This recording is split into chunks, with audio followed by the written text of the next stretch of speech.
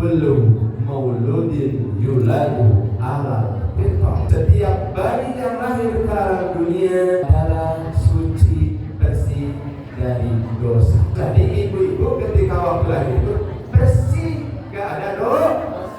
Gak ada dosa. Mau makan tinggal nangis, mau menaik tinggal ngerengek, nangis juga, betul? Bismillahirrahmanirrahim. Assalamualaikum warahmatullahi wabarakatuh.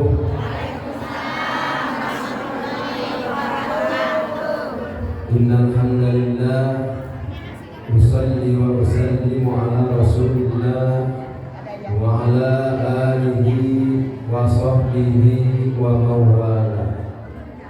Asyhadu an la ilaha illallah wahdahu la syarika lah wa asyhadu anna sayyidana wa nabiyyana Muhammadan abduhu wa rasuluh alladzi la nabiyya ba'da. Amma ba'du. Qala Allah ta'ala fil Qur'anil Karim wa huwa asdaqul qailin. A'udzu billahi minasy syaithanir rajim. Bismillahirrahmanirrahim. Ibu mengandung sebulan, 2 bulan, 3 bulan, 4 bulan, 5 bulan, 6 bulan, 7 bulan sampai melahir. Apakah ibu enggak payah enggak? Payah waktu ibu mengandung. Nah, setelah mengandung anak 9 bulan melahirkan, itu kata Nabi, kullu mauludin yuladu ala fitrah. Setiap bayi yang lahir ke alam dunia adalah suci, bersih dari dosa. Betul? Jadi ibu-ibu ketika waktu lahir itu bersih, gak ada dosa. Gak ada dosa. Ya? Mau makan tinggal nangis, mau menaik tinggal ngerengek, nangis juga, betul? Nah, setelah ibu hidup gede, bertambah usia, nikah dengan bayi jadi anak-anak, sesudah anak-anak jadi remaja, sesudah remaja jadi remaja kolot, betul? Yang tadinya tidak ingin apa-apa, ya, tidak ingin ada keinginan apa-apa. Kenapa setelah dewasa jadi banyak keinginan, jadi banyak keinginan, betul? Segala ingin itu, ingin ini. Berarti di situ perjalanan yang suci bersih dari dosa telah terkontaminasi dengan keinginan. Akhirnya yang tadinya bersih, suci, diri kita itu jadi kotor karena ada kontaminasi.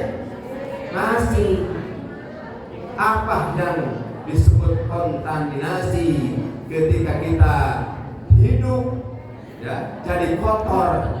Apa ibu-ibu tahu enggak?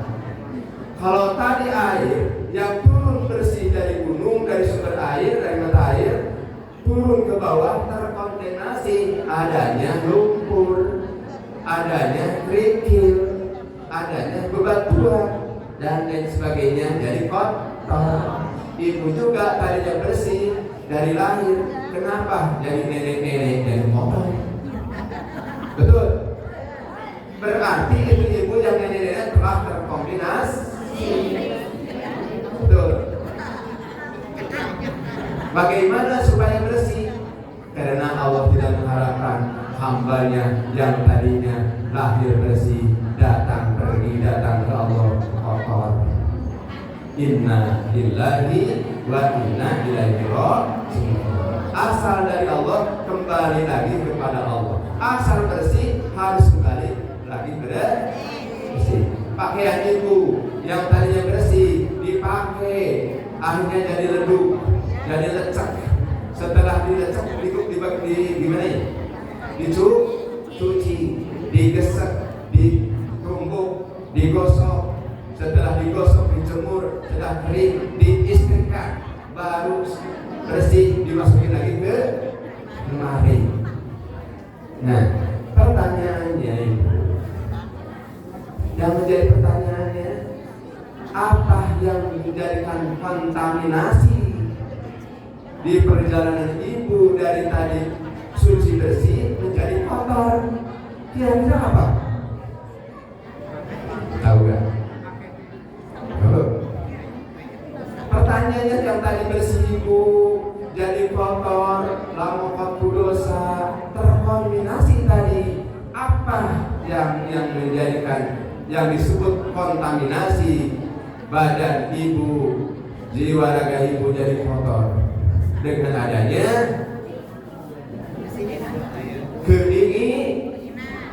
keinginan itu disebabkan dengan adanya, coba, keinginan itu disebabkan dengan adanya apa? Bapak tahu? Keinginan itu disebabkan dengan adanya nafsu. Betul? Tadi ibu itu kasih bapak ada mau tuh.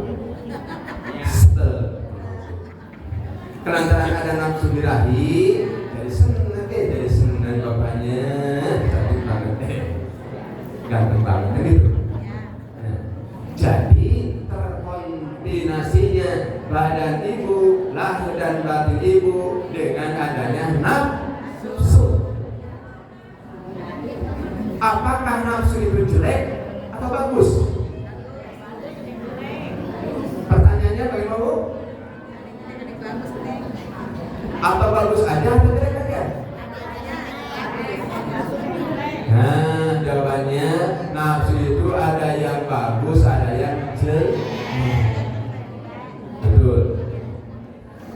Nah, berapa nafsu yang ada dalam diri kita yang menjadi kontaminasi diri yang tadinya bersih menjadi kotor akibat nafsu yang masuk dari berbagai arah.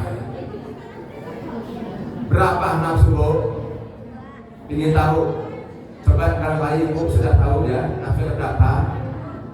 Tanya yang jawab dua, katanya nafsu apa saja? Bu? Hah? Sama juga?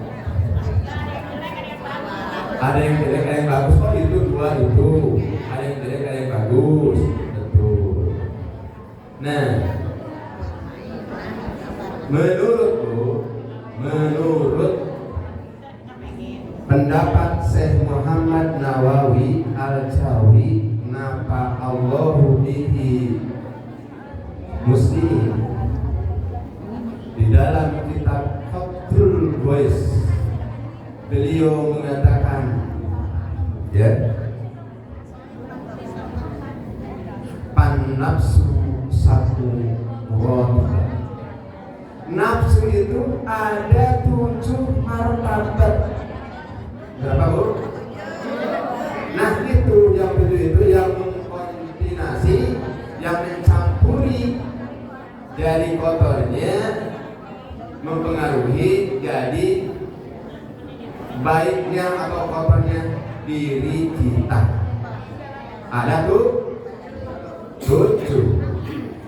Satu ada nafsu, namanya nafsu amarah. Nafsu apa, Bu? Nafsu amaro. 2 ada nafsu lawama. 3 ada nafsu mulhama. 4 ada nafsu mutmainah. Harus paham nih, karena tidak setiap nafsu itu jelek, tetapi tiap nafsu itu bagus. Ada yang jelek tadi bilang, ada yang bagus.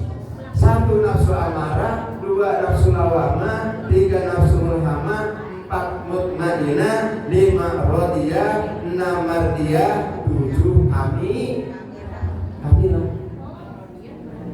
Itu yang ada di dalam tubuh kita. Paham? Yang pertama tadi apa? Nafsu amarah. sebagaimana firman Allah dalam Al-Quran surat Yusuf ayat 53. A'udzu billahi minasy syaithanir rajim. Bismillahirrahmanirrahim. Wa ma ubarri'un nafsi innan nafsa la'amaratun bis-su'. Kata nafsu amarah begini, aku tidak menyatakan diri bebas dari kesalahan. Aku tidak menyatakan diri bebas dari kejahatan. Artinya nafsu itu bedego. Apa bedego bahasa kita? Negeri. Tidak mau berbuat baik. Aku tidak mau berserah diri untuk selalu berbuat kejahatan. Betul? Itu pernyataan nafsu amarah itu. Aku tidak mau menyerah berserah diri kepada Allah dari perbuatan kejahatan. Makanya nafsu itu amarah selalu menyulut kepada kejahatan, kejelekan, munkarat dan maksiat. Itu perbawaan nafsu amarah. Kira-kira saya kalau tanya ibu, di mana itu letaknya nafsu amarah? Tahu nggak? Di mana bu? Tahu di hati. Tahu di hati. Ibu ingin tahu nafsu amarah di mana letaknya? Mana suaranya ibu di belakang? Kenapa diam saja? Saya Wan. Ibu-ibu ingin tahu nafsu amarah di mana letaknya? Ingin tahu nggak? Catat kalau kita wa ma'aluha, dan tempatnya nafsu amarah as-sadru, di dada. Di sini, bukan di hati, di dada, di sini. Makanya kalau orang sudah nafsu amarahnya sudah kambuh, ngos-ngos, matanya merah, wajahnya matanya melotot, wajahnya merah, ininya tangannya gepak, mau mengukur, itu orang sudah kerajinan nafsu amarah. Di mana letaknya? Di dada. Makanya guru kita mengajarkan kepada kita, ketika kita berzikir, ambil kalimatnya dari busri. Busri apa? Kalau istilah orang Sunda bujau. Busri. La, putar di sini, di dada. La, mentok. La ilaha illallah. Itu enggak ibu? Jadi harus diputar tidak? Kenapa? Karena di sini letaknya nafsu amarah, supaya itu nafsu jangan liar. Kalau nafsu amarah liar, gak kebayangin kejahatan yang ada di muka bumi ini. Makanya ketika mengambil kalimat la ilaha illallah, di dada ini harus dibuka. La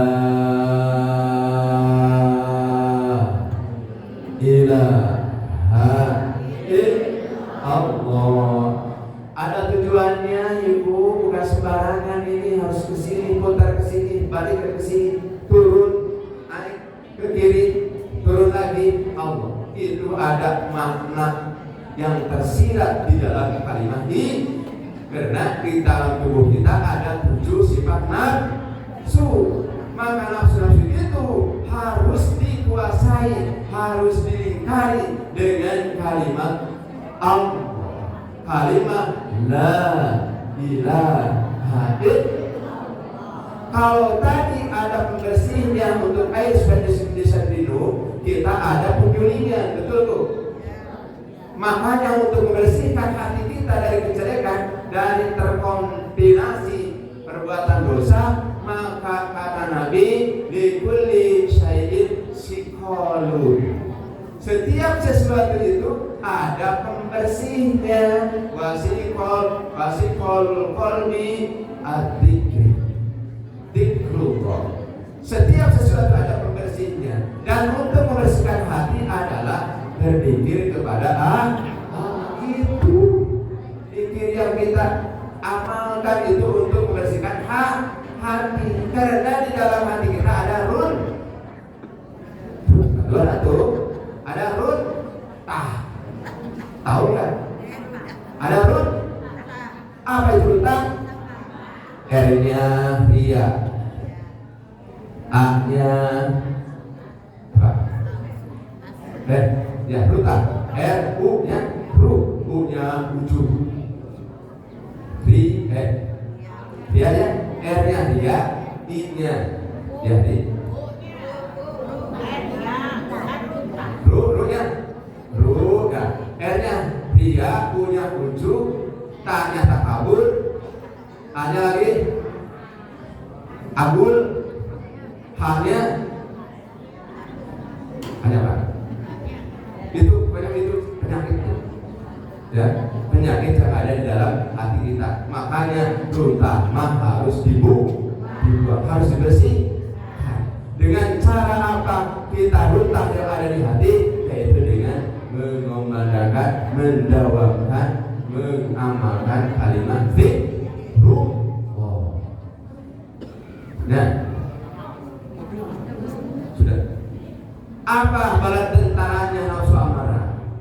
Apa pengikutnya nafsu amarah? Tadi wa mahaluha, dan tempatnya nafsu amarah itu as-sadru di dada, wa junuduha, dan pengikut-pengikutnya nafsu amarah itu pertama adalah al-bukhlu, pelit. Orang yang suka pelit, buntut kasiran, mereka hese, cap jahe, itu teh sudah terkontaminasi dengan nafsu amarah. Maka ibu-ibu jangan pelit ya. Punya ilmu sedekahkan ilmunya, punya harta sedekahkan hartanya, punya jabatan sedekahkan jabatannya, punya tenaga yang mampu tenaga sedekahkan untuk menggapai ridho dan ampunan Allah Subhanahu wa taala. Baru satu aja kayaknya Bu, itu banyak pengikut-pengikut sama itu. Ada al-bukhlu, ada apalagi itu, ada al-hirsu, ada lemes juga sesudah. Ada apalagi wal-hasadu. Kali bahasa itu tidak akan sampai jam 9 kayaknya. Satu aja dulu ya. Insyaallah Jumat depan atau minggu depan saya akan lanjutkan. Karena ini penting. Karena kita itu sudah belajar berthariqah ya, untuk meningkatkan kualitas ibadah kita kepada Allah Subhanahu wa taala. Karena kita mengikuti guru ibu hajat jusa ada supaya yang mendirikan kampus ini, yang mengamalkan thariqah qadariyah pada saat ini. Karena ini sudah waktu maghrib, dan maghrib sekarang jam 5:17:51 kurang sekian jam 6, waktunya sudah pas ya. Gitu dulu ya. Barangkali ini menjadikan ilmu bagi ibu. Mohon maaf apabila ada kesalahan dan kekeliruan. Mungkin itu dari kepada saya, dan semoga ini semuanya bisa bermanfaat untuk ibu dan bapak yang ada di sini. Sekian. Wassalamualaikum warahmatullahi wabarakatuh.